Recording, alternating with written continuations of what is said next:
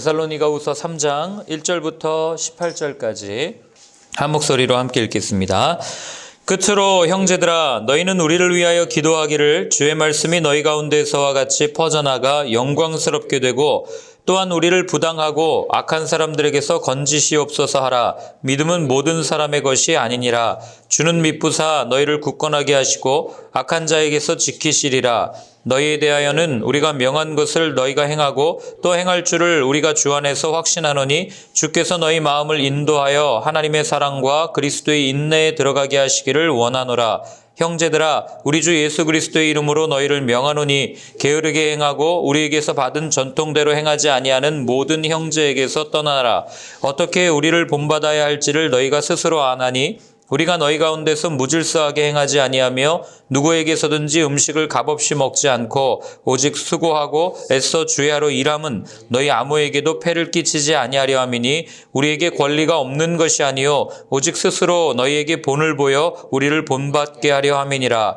우리가 너희와 함께 있을 때에도 너희에게 명하기를, 누구든지 일하기 싫어하거든 먹지도 말게 하라 하였더니, 우리가 들은즉 너희 가운데 게으르게 행하여 도무지 일하지 아니하고 일을 만들기만 하는 자들이 있다 하니, 이런 자들에게 우리가 명하고 주 예수 그리스도 안에서 권하기를 조용히 일하여 자기 양식을 먹으라 하노라.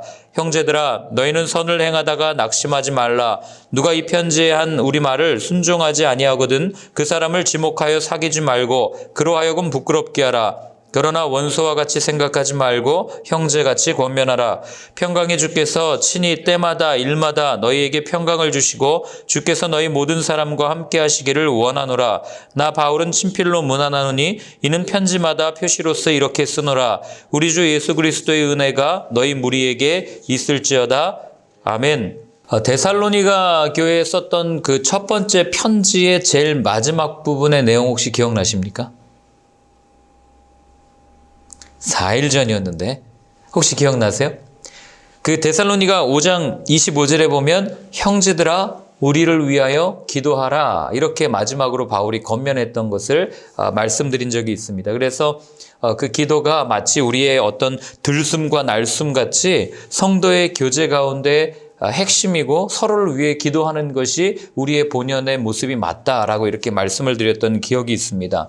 자, 오늘 데살로니가 교회에 보내는 두 번째 편지도 바울이 제일 마지막에 기도 요청을 부탁하는 것을 보게 됩니다. 자, 어떤 기도를 부탁했는지, 그리고 그 기도의 내용은 무엇인지 우리 편지의 마지막을 다시 한번 살펴보겠습니다. 1절부터 3절을 같이 읽겠습니다. 끝으로 형제들아, 너희는 우리를 위하여 기도하기를, 주의 말씀이 너희 가운데서와 같이 퍼져나가 영광스럽게 되고 또한 우리를 부당하고 악한 사람들에게서 건지시옵소서 하라. 믿음은 모든 사람의 것이 아니니라. 주는 미쁘사 너희를 굳건하게 하시고 악한 자에게서 지키시리라. 아멘. 자, 바울이 마지막으로 또한 부탁하는 게, 형제들아, 너희는 우리를 위하여 기도해 주십시오. 이걸 다시 한번 부탁하는 거예요. 이 편지를 쓸 때가 아마도 2차 선교여행 중간이었을 텐데, 여러분, 그들이 기도하지 않는다고 해서 바울의 선교여행에 무슨 문제가 생길까요? 생각해 보신 적 있습니까? 바울이 선교여행 도중에 열심히 복음을 전하고 있는데 그 기도 부탁을 했는데 그들이 기도하지 않았다고 해서 바울의 일정에 어떤 차질이 생기겠냐고요. 정답은 생길 수 있다죠. 왜냐하면 기도는 영적인 활동이고 복음을 전하는 것 역시 영적인 활동이기 때문에 그래요.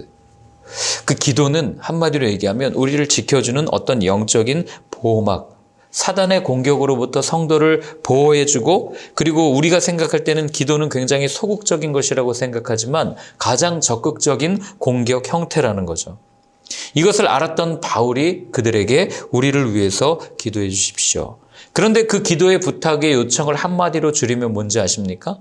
여러분, 영어 제목도 있잖아요. 다만 악에서 구하소서. 예수님이 기도하셨을 때, 오늘 본문에도 그 얘기를 하고 있는 거예요. 악한 사람들에게서 건지시옵소서, 이거를 좀 기도해 주십시오. 바울이 부탁을 하는 겁니다. 그리고 나서 하는 말이 뭐예요? 2절 끝에 보면 재미난 얘기를 합니다. 믿음은 모든 사람의 것이 아니다 라고 이렇게 이야기를 합니다. 왜 믿음은 모든 사람의 것이 아닐까요? 이거 그냥 쉽게 얘기하면 이런 거예요. 우리가 나가서 복음을 전합니다. 예수님의 이야기를 전해요. 그런데 듣는 사람들은 나뉘어지겠죠. 어떤 사람들은 그 복음의 말씀을 듣고 내가 정말 죄인이구나, 예수님을 믿어야 되는구나 하고 예수님의 앞에 무릎 꿇고 예수님을 나의 주님으로 인정하는 부류가 있는 반면에 또 어떤 사람들은 어떻게 합니까? 그냥 듣고 뭐야, 말도 안 되는 얘기야 하고 거기서 멈추는 사람도 있고, 더 나아가서 그리스도를 박해하는 사람들이 있었다는 것을 이 당시 사람들도 그렇게 경험했고 오늘을 사는 우리도 그렇게 경험하는 것 아니겠어요? 그러니까 복음은 이 구원은 하나님께서 우리에게 주시는 선물이지만, 그러나 믿음은 우리가 할 수 있는 선택이라는 것을 바울이 오늘 이야기를 해주는 거예요. 하나님께서는 우리에게 선택 의지를 주셨죠. 자유의지를 주신 겁니다. 그렇기 때문에 우리는 이렇게 설명할 수 있어요. 우리의 인생은 매 순간순간 이 믿음의 선택이라고 하는 갈림길에 서 있다라고 우리는 이야기할 수가 있는 겁니다. 내가 어느 길을 선택하느냐에 따라서 하나님께서 원하시는 믿음의 길을 걸어갈 수 있고, 내가 어느 길을 선택하느냐에 따라서 내 욕심을 따라서 결국에는 하나님을 대적하는, 어쩌면 오늘 본문에 있는 것처럼 악의 길을 걷는 그런 길일 수도 있다는 거예요. 그걸 알았기 때문에 바울은 서로를 위해서 기도해 주십시오, 그 얘기를 한 겁니다. 지금 믿고 있다고 이들이 끝까지 예수님 믿겠어요? 아무도 모를 일이잖아요. 바울도 나중에 내가 지금은 복음을 전하고 있지만 나중에 버림을 받을까 내가 두렵다라고 고백했던 이유는, 그 바울이라고 하는 대사도 역시도 지금은 예수님 안에서 살고 있지만 언제 넘어질지 모르는 것이 인생이기 때문에 그런 부탁과 그런 기도 요청을 한 거죠. 그러니까 마찬가지로 우리가 지금은 예수님 안에서 복음을 듣고 있지만, 그러나 우리가 매 순간 어떤 선택을 할지 모르기 때문에, 여러분 여기 우리 같이 예배드리고 있는 우리 모두가 끝까지 예수님 믿으리라는 보장이 있어요? 제 자신을 봐도 만약에 제 앞에 어떤 정말 이성적으로 이해할 수 없는, 누가 봐도 야 이건 정말 있을 수 없는 일이야 하는 아주 잔인하고 어려운 일들이 제 앞에 펼쳐진다. 그때 제가 제 믿음을 끝까지 지킬 수 있을까? 아무도 모를 일이라는 거죠. 제 주변에 너무 많이 봤어요. 목회 잘하다가 마지막에 넘어가가지고 왜 그렇게 그런 행동들을 하시는지 전혀 알 수 없는 일들도 보았고, 또 목회를 하다가 아예 예수 안 믿는 분을 제가 만난 적도 있어요. 왜 그러겠습니까? 그 매 순간의 선택 앞에서 넘어지는 것이 우리의 삶의 모습이기 때문에 그렇습니다. 그래서 바울은 서로가 믿음의 길을 선택할 수 있도록 중보해 주십시오. 이게 바울이 말한 권면입니다. 오늘 4절과 5절도 한번 보실래요? 같이 한번 읽겠습니다. 너희에 대하여는 우리가 명한 것을 너희가 행하고 또 행할 줄을 우리가 주 안에서 확신하노니 주께서 너희 마음을 인도하여 하나님의 사랑과 그리스도의 인내에 들어가게 하시기를 원하노라. 아멘. 자, 너희에 대하여는 우리가 명한 것을 너희가 행하고 또 행할 줄을 확신한다. 복음을 들었고 복음대로 살 것이라는 것을 나는 믿는다. 그런데 거기서 그치지 말고 그 다음 뭐라고 그럽니까? 너희 마음을 인도하여서 하나님의 사랑과 그리스도의 인내에 들어가게 하시기를 원하노라. 기도하는 거죠. 그리스도의 인내가 뭡니까? 어떤 상황이 펼쳐진다 할지라도, 이해할 수 없는 상황이 펼쳐진다 할지라도 끝까지 그 믿음을 지킬 수 있는 그런 삶을 살기를 내가 기도한다. 바울 역시도 그렇게 구하는 것들을 보게 됩니다. 오늘 거기 보면 4절에 행하다, 그 다음에 또 5절에 보면은 인도하다, 이런 단어들 있잖아요. 그리고 들어가다, 이게 다 동사잖아요. 내가 어떤 선택을 하느냐, 그에 따른 결과, 그런 어떤 행위를 나타내는 단어를 보여줌으로써 바울은 우리가 항상 믿음의 선택, 이 갈림길에 서 있다는 것을 우리한테 다시 한번 이야기를 해주는 것을 우리는 알게 됩니다. 자, 우리 6절을 한번 같이 읽어볼까요? 6절 읽습니다. 형제들아, 우리 주 예수 그리스도의 이름으로 너희를 명하노니 게으르게 행하고 우리에게서 받은 전통대로 행하지 아니하는 모든 형제에게서 떠나라. 아멘. 자, 이 6절은 거기 보면은 게으르게 행하다 이런 단어가 있는데, 이 단어의 원래 뜻이 아닥토스라는 헬라어인데, 이게 개역 개정보다 개역 한글이 조금 더 정확하게 번역해놨어요. 우리는 게으르게 행하고 이렇게 되어 있죠. 이게 원래는 규모 없이 행하다 이런 뜻이에요. 규모 없이 행하다. 규모 없이 행하다. 이 단어가 나중에 나중에 한 번 더 나와요. 게으르게, 11절에 보면 게으르게 행하다. 거기 나오는데, 자, 규모 없이, 행하고 우리에게서 받은 전통대로 행하지 않는 사람들에게서 떠나라, 이렇게 얘기하기 때문에 그러면 그동안 교회가 이뤄놓은 여러 가지 전통과 관습도 중요한 겁니다 라고 주장할 수 있어요. 그죠? 그런데 여러분 여기를 잘 보셔야 돼요. 아닥토스라는 말이 규모 없이라는 단어인데 거기 앞에 부정어를 붙여서 규모 없이 행하다. 이 얘기는 대열에서 벗어나다 이런 의미를 갖고 있는 거예요. 대열에서 벗어나다. 자, 그러니까 이 바울이 이 말씀을 썼을 때 의도는 뭐냐면 우리가 그동안 만들어 놓은 여러 가지 세례에 대한 전통, 그 다음에 성찬을 할 때의 전통, 이런 전통이 아니라 하나님의 말씀을 왜곡해서 무질서하게 만드는, 마치 하나님께서 만들어 놓은 창조의 질서, 창조의 섭리처럼 예수님께서 이 땅에 오셔서 만들어 놓으신 구원의 질서를 어지럽히는 사람들에게서 떠나라, 이런 의미를 갖고 있는 거예요. 더 쉽게 이야기하면 하나님의 말씀, 예수 그리스도의 구원, 그리고 주님을 통해서만 주어지는 이 은혜를 자꾸 다른 것을 통해서 얻을 수 있다. 말씀이 아닌 다른 것을 통해서 우리는 구원도 얻을 수 있다. 이렇게 어지럽히는 영지주의자들이나 아니면 그런 이단들에게서 떠나라라고 바울이 분명하게 이야기하는 거예요. 만약에 교회의 관습과 전통이 그렇게 중요했다면 여러분, 종교개혁은 개혁이 아니라 그냥 쿠데타에 불과할 뿐이에요. 왜요? 그동안 교회가 만들어 놓은 전통이 얼마나 많은데요. 왜 깔벤과 루터와 츠빙글리라고 하는 사람들은 그 모든 전통을 다 까부셨습니까?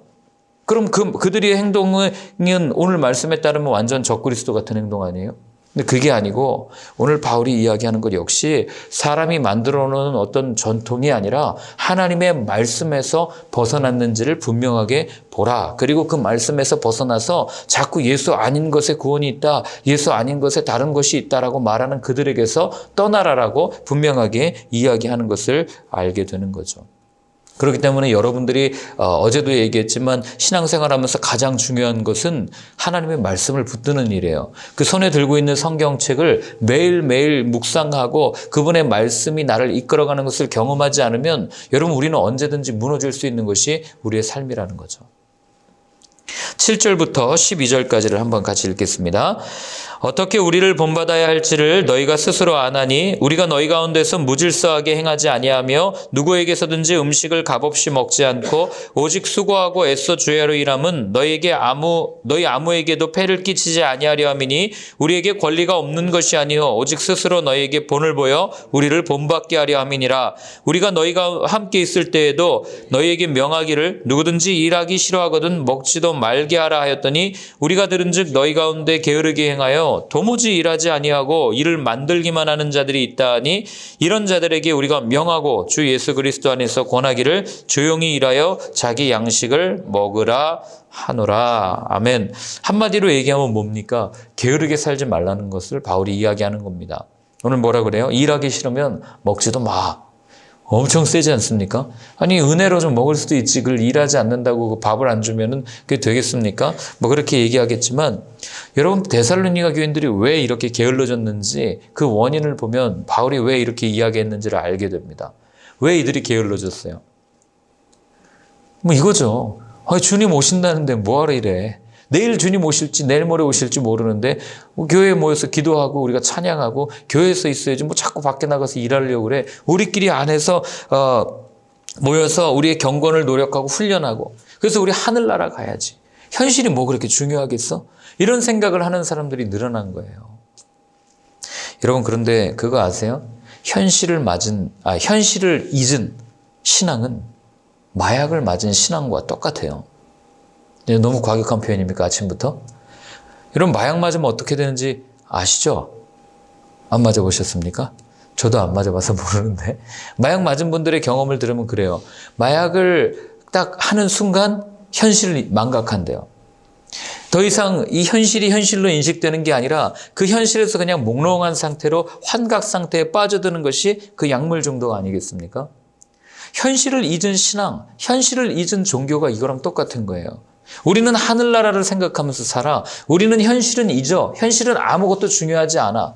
하고 현실을 망각한 채 마치 몽롱한 상태로 하늘나라만 바라보면서 어떤 영적인 일에만 관심이 있는 그런 모습들을 오늘 바울은 뭐라고 얘기합니까?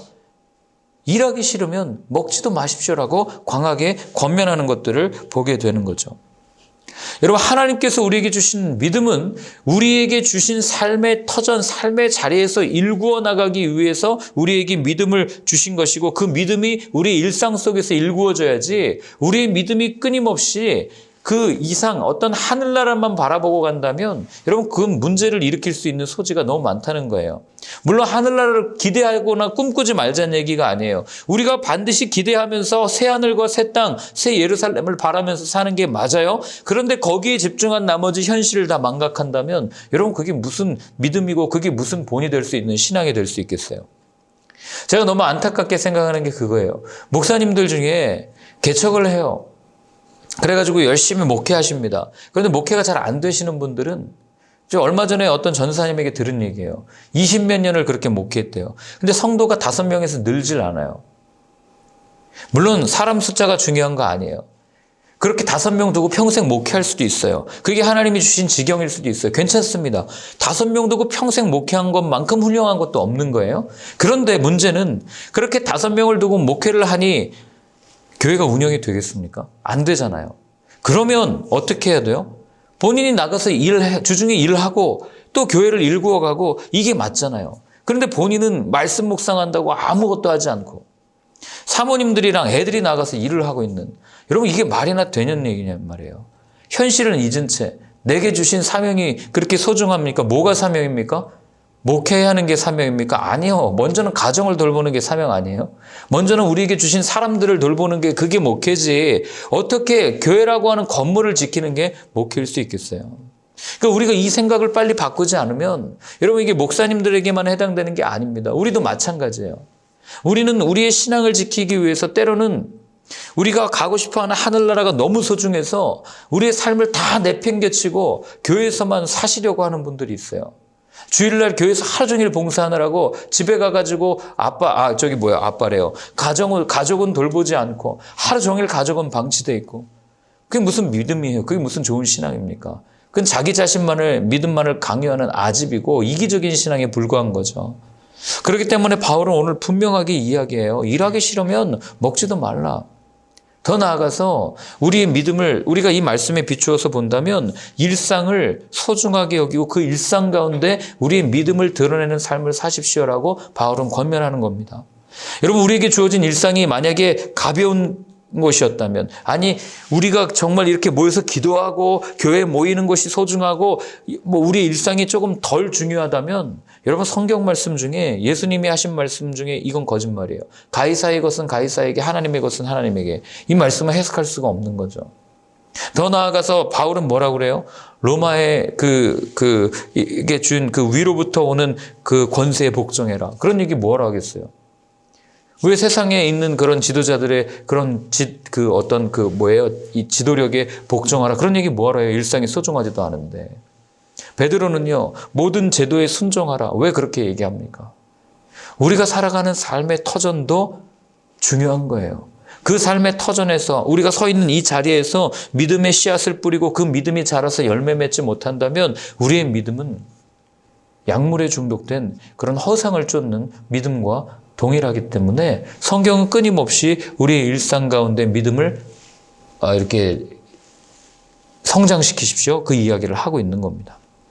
우리 13절부터 18절까지를 같이 읽겠습니다.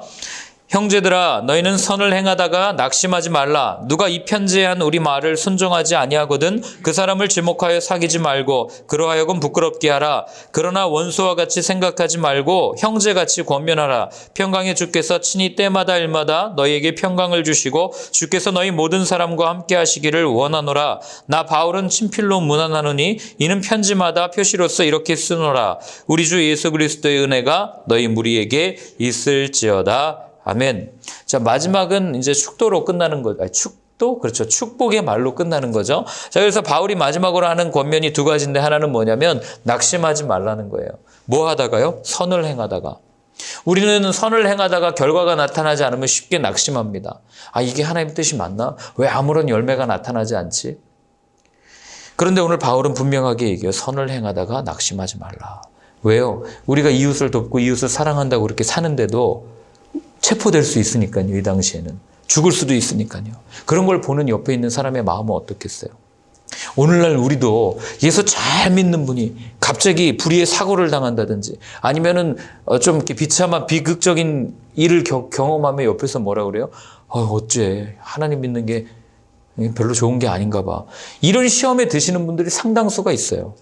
아니 어떻게 그렇게 선하게 평생 예수님 믿고 살았는데 그렇게 암에 걸려서 그렇게 고생하실 수 있어요? 하나님 안 계신 거 아닙니까?